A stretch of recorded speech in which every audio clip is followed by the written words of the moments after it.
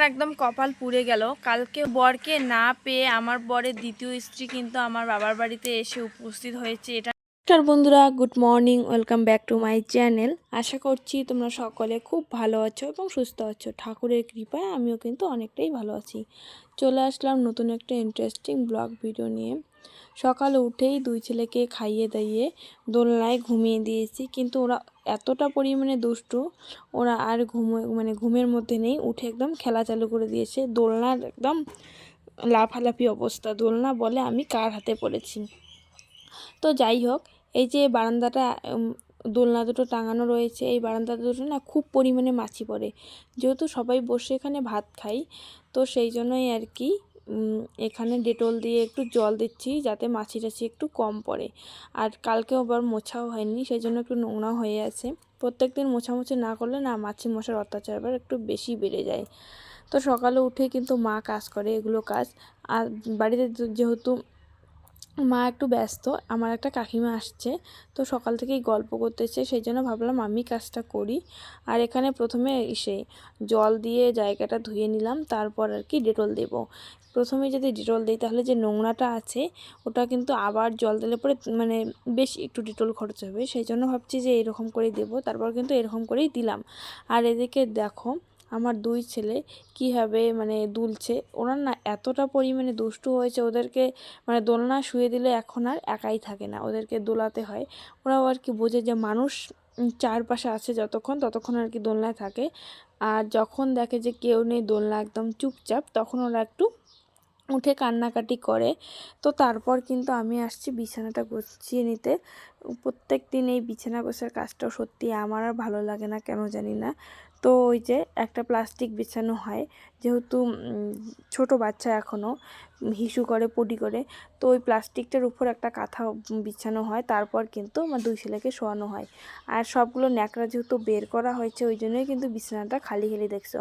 না হলে সকালে উঠে বিছানাটার রূপ দেখলে আমি তো নিজেই ভয় পেয়েছি, এটাকে আদৌ মানুষের বিছানা নাকি অন্য কারো, মানে কি অবস্থা হয়ে থাকে। কাঁথা, তারপর সে কী বলে ওগুলোকে না, মাথায় ঢুকছে না কেন জানি না, আর টাওয়ালগুলো, তারপরে ন্যাকড়া, বালিশ, কোল বালিশ, ঔষধ, সব কিছু মিলিয়ে যেন আমি একটা কারখানায় বন্দি হয়ে থাকি। যাই হোক, তোমাদের সঙ্গে গল্প করতে করতে দেখো আমার কিন্তু বিছানা গোছা কমপ্লিট। আর এটা হচ্ছে আমাদের মিনি মিনি ছাগলের বাচ্চা, মানে এত সুন্দর, দুটো হয়েছিল, একটা নেই। দিন দুটো বাচ্চা হয়েছে, ঠিক সেই সন্ধ্যায় কিন্তু আরেকটা বাচ্চাকে শিয়ালে নিয়ে গেছে না কুকুরে নিয়ে গেছে, আমরা কেউ জানি না। মানে আর কি গোয়াল ঘরে ছিল, তারপরের দিন থেকে এই বাচ্চাটাকে আমরা আর কি আমাদের ঘরেই রাখি। নাহলে এই বাচ্চাটাকে যে শিয়াল নিয়ে যাবে না তার কি কোনো গ্যারান্টি আছে? তো আমি ওকে ওর মার কাছে দিতে আসলাম, কিন্তু ওর মা আমার হাতে ফোন দেখে একদম ভয়ে পালিয়ে গেল। বাবা গিয়েছিল বাজারে, বাজার থেকে এখনই কেবলমাত্র আসলো। ওই যে নিয়ে আসছে কিছু প্যাকেটের সন্দেশ।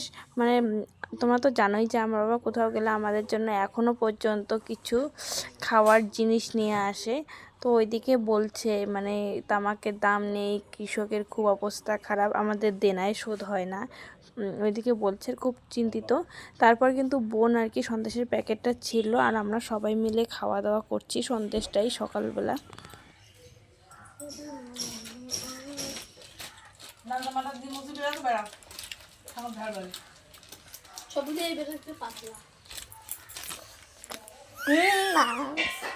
তো ভয় খেলে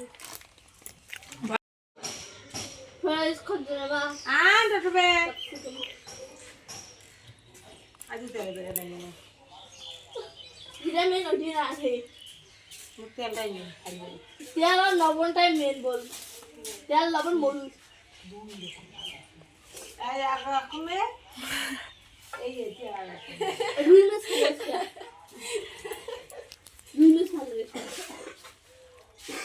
দুপুর সেটা মুসুর ডাল, হলুদ,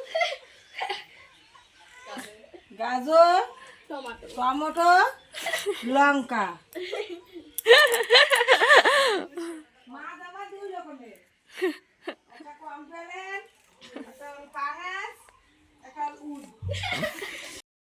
তো আজকে আমার মা একদম দেখিয়ে দিল বাবা কি কি বাজার থেকে নিয়ে এসেছে।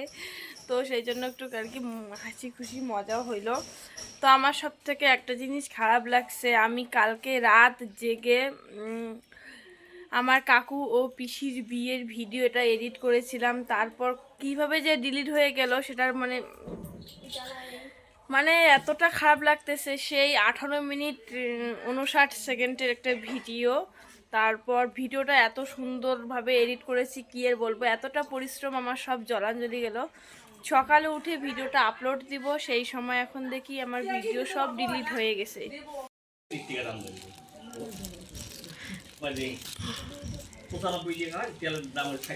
এগুলি কি রুই? তো দেখো আজকে আমাদের 2 রকমের মাছ নিয়ে আসছে, হচ্ছে রুই মাছ আর এটাকে বলে কমপ্লেন।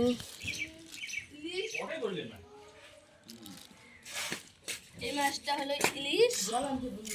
আর মাছ ছাড়ার জন্য আমার বোন একদম পারফেক্ট। আজকে বোন বানিয়েছে সয়াবিন, মটর, আলুর তরকারি আর রুটি। ওর নাকি রুটি খেতে ইচ্ছে হয়েছিল। আর এইদিকে কিন্তু ও রুটি বানাচ্ছে, মা, আমি, বাবা, বোন সবাই মিলে কিন্তু আমরা রুটি খাচ্ছি। আর যে বানাচ্ছে সেই কিন্তু শেষে খাচ্ছে। এমনটা হয় জানো তো, যারা রান্না করে তারাই কিন্তু সবার শেষে। হাতে রান্না আমার বোন করতেছে। তো আমি একটু যাচ্ছি আমার কাকুর বাড়িতে, ওইখানে তামাক বাঁধতে হবে। আমার মা বসে গেছে তামাক বাঁধতে। আমার বোন বাঁধতেছে তামাক, আমার মা আর আমি এখানে বসে গেছি চেয়ারে। আমি কিন্তু পিড়ি খুঁজছিলাম, তারপর পিড়ি না পেয়ে চেয়ারেই বসেছি। চেয়ারে বসে না বাঁধলে অতটা সুবিধা হয় না, কিন্তু পিড়িতে বসলে বাঁধলে অনেকটা সুবিধা হয়। আর এইদিকে দেখো, এইটা হচ্ছে তামাকের যাকে বলে ঝোর আমরা বলি। মানে তামাকগুলো বাঁধার পর এখানে সবগুলোই একসাথে করিয়ে একটা দড়ির মধ্যে আটকানো থাকে, যাতে একসঙ্গে নিতে সুবিধা হয়। তো এই দড়িটাই আমি খুলছিলাম। আর এইটা না একটা দড়ি দেয় না, দড়িগুলো যেহেতু খুব তাড়াতাড়ি নষ্ট হয়ে যায়, এখন মানুষ অনেকটাই বুদ্ধিমতী। তো এখানে দিয়েছে ওগুলোকে বলে প্লাস্টিকের যে কাপড়গুলো থাকে, ওগুলো যাতে নষ্ট না হয়। আর বোন যাবে আমার বোন কোচিংয়ে, আমাদের কিছু জিনিস আনার আছে, তো সেটাই আমরা দিচ্ছিলাম। আর বাবা বলতেছে যে ঘি আনার জন্য, তো আমি সেটাই দেখাচ্ছিলাম যে তুই ঘি নিয়ে আসিস, কৃষ্ণা ঘি। তো ও চেনে কি চেনে না, ওই জন্য কৌটোটা দেখিয়ে দিলাম। এদিকে দেখো আমার মা আমার ছেলেকে দোল খাওয়াচ্ছে। ওই যে বললাম, কেউ না কেউ দোল দিতেই হয়।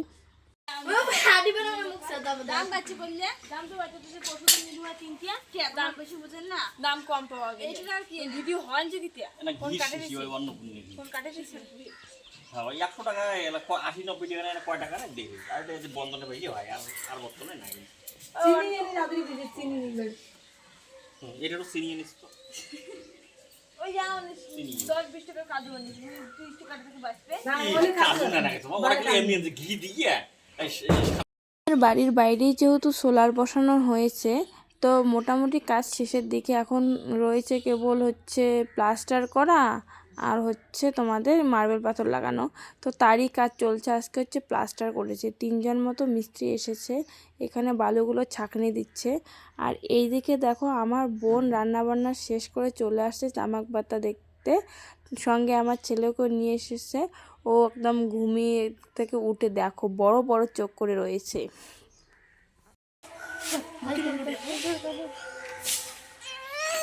এটা সোলার, এখানে সোলার বসানো কমপ্লিট হয়ে গেছে। এই যে উপরে সোলার রয়েছে, তারপরে জলের ট্যাঙ্কিও বসেছে। অলরেডি প্লাস্টার করা চলছে, প্লাস্টারের কাজ চলছে। এই যে এইদিকে মিস্ত্রি এসেছে বালু।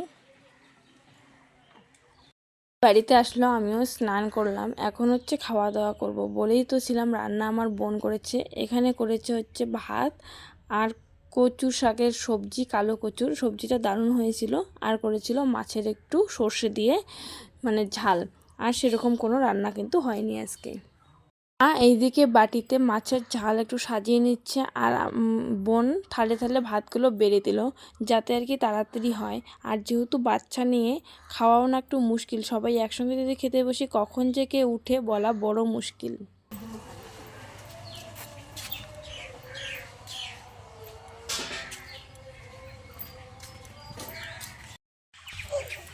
ডাল দিয়ে কথা বুঝেন, সবই বুঝেন, সব বুঝেন, সবই বুঝেন। বুড়ে মানুষ তো দাম নাই, কথা উঠছি যে ঠোঁট তো লুড়িয়ে না পাই ঠোঁট তো কথা কম তো কথা কম করবেন এখন না পান গরু আনলি মুখ দিয়ে তো পাবলি দেওয়া দৌড়িয়েছে না দৌড়িয়েছে কাতে ছড় মুখ দিয়ে দৌড়িয়েছে আমাদের খাওয়া দাওয়া হয়ে গেল, ছেলেরাও মানে এখন ঘুমিয়ে পড়ছে। কিন্তু এরকম একটা যে জীবনে কন্ডিশন আসবে সত্যি আমি কোনোদিন ভাবিনি। আমার একদম কপাল পুড়ে গেল। কালকে আমার বর যেহেতু বাড়িতে নেই, তো আমার বরকে না পেয়ে আমার বরের দ্বিতীয় স্ত্রী আমাদের বাড়িতে হাজির হয়েছে। কালকে রাতেই ব্যাগপত্র গুছিয়ে সব চলে আসছে, হয়তো মানে ওই বাড়িতে তো ছিল না, ওই জন্য এই বাড়িতে আসছে। তো মানে কি ভেবেছিলাম যে কালকেই চলে যাবে, কিন্তু কালকে চলে যায়নি। আজকে সকাল অবধি ভেবেছি যে সকালে চলে যাবে, সেই জন্য তোমাদেরকে শেয়ার করিনি। ভিডিওটা শুরু করেছি কিন্তু বাধ্য হয়ে এখন শেয়ার করতে হয়েছে। তো চলো তোমাদেরকে দেখাই। একদম ব্যাগপত্র গুটিয়ে চলে আসছে, যাওয়ার কোনো মাত্র নাম নেই। 2টা ব্যাগ নিয়ে আসছে। দেখো এইখানে হচ্ছে ব্যাগ রেখেছে, আর আসার সময় যেহেতু বাড়ি যাবে না সব কিছুই নিয়ে আসছে। এই হচ্ছে ব্যাগ, ব্যাগের মধ্যে জামা কাপড়। তারপর এইখানে দেখো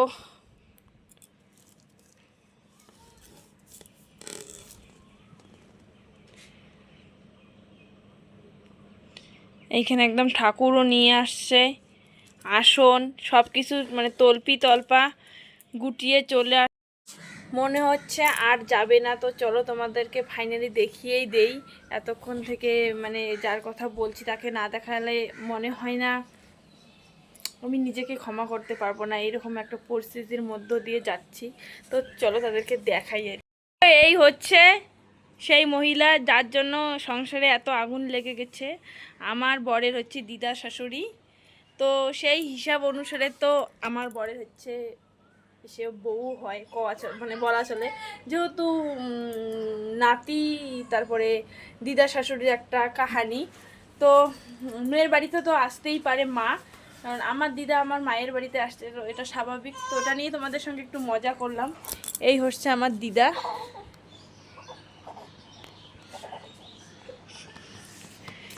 ছেলেও চলে আসলো, ছেলে একটু বেরু দিতে গেছিল। চুটকু বাবা, চুটকু বাবা, তুমি চুটকু চুটকু বাবা, তুমি আজকে গেঞ্জি পরেছো বাবা, গেঞ্জি। High hi hello. কলম পেন্সিল রাবার সব কিছু নিয়ে কিন্তু দেখো ফেরি করতে এসেছে, আর আমরা জানতামই না যেটা আমাদের আত্মীয় হয়। তারপর আমাদের দিদা এসে কিন্তু বললো, আর এদিকে আমার বোন খাতা নেবে, তো সেটাই দেখছে আর কি। তো এইদিকে দেখো খাতা কলম নিচ্ছি আমরা, এখানে খাতা কলম নিচ্ছে আছে। তো ওটা সম্পর্কে আমার নাকি মামা হয়, আমরা আবার জানি না, আজকে দেখলাম। এই যে খাতা কলম নিয়ে আসছে, দেখা যাক নেওয়া হয় কি হয় না।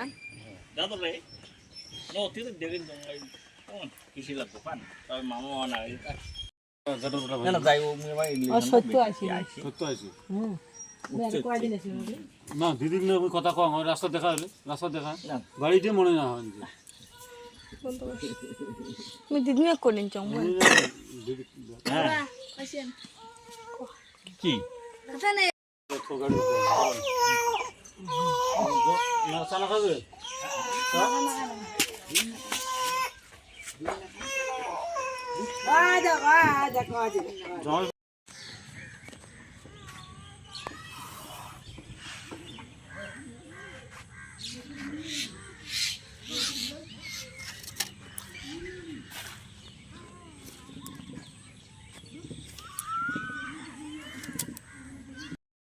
তো এখন হচ্ছে সব কাপড় তুললাম, ভাঁজ করব, মানে এখন করব আমি বিছানা রেডি রাত্রির জন্য, যেহেতু সন্ধে অলরেডি হয়ে গেছে, কিছুক্ষণ বাদেই আমাদের বিছানা দরকার। ও হো কি গরম। বাজার থেকে চলে এসেছে রাত্রিবেলা, অনেকটাই দেরি হয়ে গেছিলো, যেহেতু দুপুরে টিউশন ছিল। দেখো যা যা আনতে বলেছিলাম সব কিছুই নিয়ে আসছে। আর আজকে না গরম মশলার এই যে সেটা এনেছে, এখানে দেখো এক টুকরো আদাও আছে, সেটা আমরা মানে আমি নতুন দেখতেছি। কেমন হয়েছে কমেন্ট করে কিন্তু অবশ্যই জানাবে, ভালো লাগলে লাইক করবে, শেয়ার করবে অ্যান্ড সাবস্ক্রাইব করবে। Bye bye.